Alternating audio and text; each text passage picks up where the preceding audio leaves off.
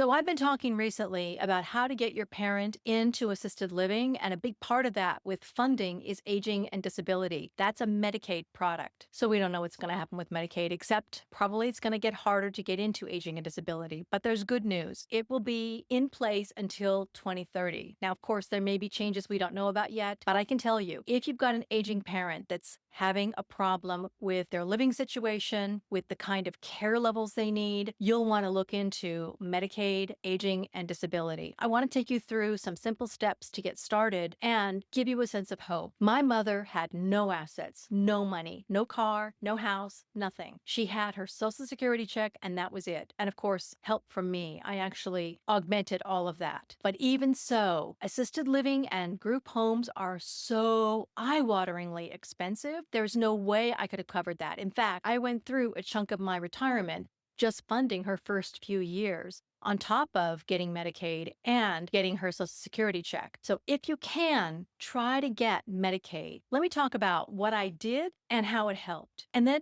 talk about some of the consequences, because my mother has recently died and there are some consequences to using Medicaid you probably already know about, but I'll tell you about my journey. So what is Medicaid, aging, and disability? So Medicaid is a joint federal and state program that helps with health care for long-term costs for people with low income or limited assets, to pay for things like in-home care, nursing homes, and adult daycare, and sometimes home health care aides. That's important because you've got coverage for when your parent may be living with you or another relative, when they're in assisted living, and then finally when they may have to go to a group home or hospice. You're going to need to pay their base rent with their Social Security check. And if it's not enough to cover it, you're going to have to augment that amount. Here's something many people don't know about. Some Medicaid programs offer home and community-based services, which is HCBS, through waivers. And that's what I used for my mother, an aging and disability waiver. That was for assisted living, in-home caregiving, and transportation and support services if needed. So don't just ask about Medicaid in general. What you're looking for is this aging and disability waiver. That sets your parent apart. And of course, there's thresholds they have to meet, such as essentially being low income and having a certain age class.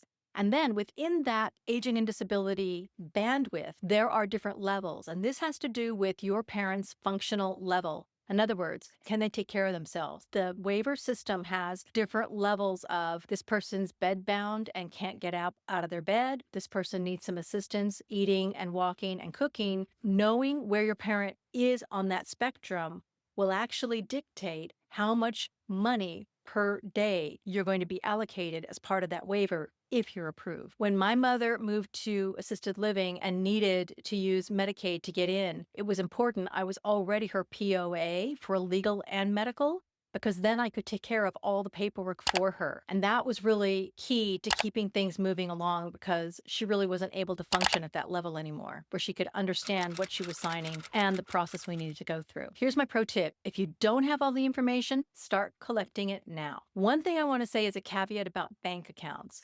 If you have a shared bank account, make sure you're only keeping the money your mother should have access to in that bank account. I had a shared bank account, and I'm going to tell you a little bit later how that impacted me after she died. And one of the things you have to have is diligence and documentation. So diligence, because the documentation can be overwhelming, but take it a step at a time. Continually work with your social worker to make sure you understand what's required. I must say, they don't lay it out always very clearly, but asking enough questions and then just taking the documents one step at a time, making sure you turn them in on time, and make sure you understand what's required of you is important to keep the process moving forward. Your document checklist is as follows. You're going to need their ID, their Social Security card, proof of citizenship or immigration status, income records like Social Security, pension, and retirement, and you're going to need their asset documentation, their bank accounts, their insurance, any property they own, medical records, health insurance records, and a power of attorney. And I really recommend getting that power of attorney. So once you're ready, with all the documentation we've been through, it's time to apply. Visit your state's Medicaid website. If you can, get an appointment and go in person, even better. These people work hard and are great. So try to make a personal connection if you can, but be ready. They have very minimal time. They have a huge caseload.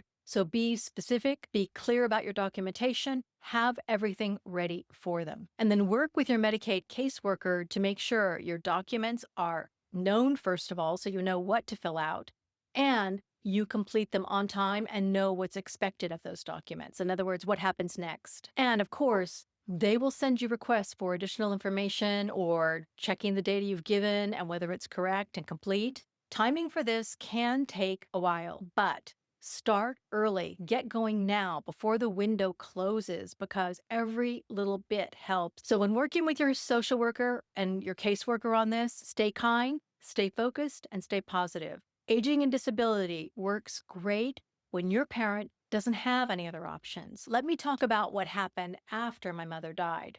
One of the things that sort of surprised me was I got a letter from the state saying, your mother had a bank balance. Medicaid considers all of that money their money. Remember, Social Security is also going to come for their part. So if Social Security paid out at the beginning of the month and your parent died in the middle of the month, they're going to want back 50% of that total cost. And then Medicaid will come for the rest. So be careful not to put too much of your own money in there because they don't care. Once it's in an account with your parent's name on it, they will come for it. They'll also start looking for any other asset. If your parent died with a car in their name or a house in their name, they will expect to liquidate and take those funds to the level of the money that they gave over the years your parent was living. So at the end of the day, Medicaid helped me a great deal. You got to play by their rules, follow the process, work well with your social worker, and be ready when Medicaid recovery comes back looking for assets after your parent has passed. I hope this information was helpful to you. And if you're looking for a place where you can get assistance like this or just support, you're in the right place. And I'll see you next time on Aging in Grace.